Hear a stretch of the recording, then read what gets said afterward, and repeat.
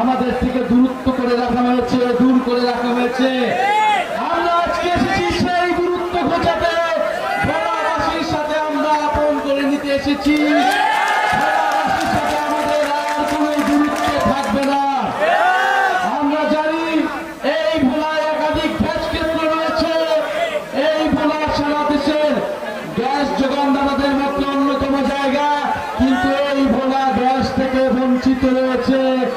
ভোলাবাসীকে gas থেকে বঞ্চিত করে রাখা হয়েছে। আমরা জানি এই ভোলার মৎস্যজীবীদের লড়াই করে টিকে থাকতে হয়। ভোলাবাসীকে স্বাস্থ্য সুবিধা থেকে বঞ্চিত করে রাখা হয়েছে। এখানে হাসপাতালগুলো কার্যকর করে রাখা হয়েছে। ভোলাবাসীকে চিকিৎসা নিতে দূর দূরান্তে যেতে হয়। ভোলাবাসীকে শিক্ষা নিতে দূর দূরান্তে যেতে হয়। আমরা চাই ভোলা একটি স্বনির্ভর এবং সমৃদ্ধ জেলা হিসেবে গড়ে তুলবে, মর্যাদাবান জেলা হিসেবে প্রতিষ্ঠিত হবে। জাতীয় নাগরিক পার্টি আজকে আপনাদের সেই প্রতিশ্রুতি দিচ্ছে। গণ অভ্যুত্থানের মধ্য দিয়ে আমরা যেভাবে রুখে দাঁড়িয়েছিলাম, নতুন বাংলাদেশের প্রতিশ্রুতি জানিয়েছিলাম, জাতীয় নাগরিক পার্টি আজকে আপনাদের সামনে আবারও প্রতিশ্রুতি দিচ্ছে।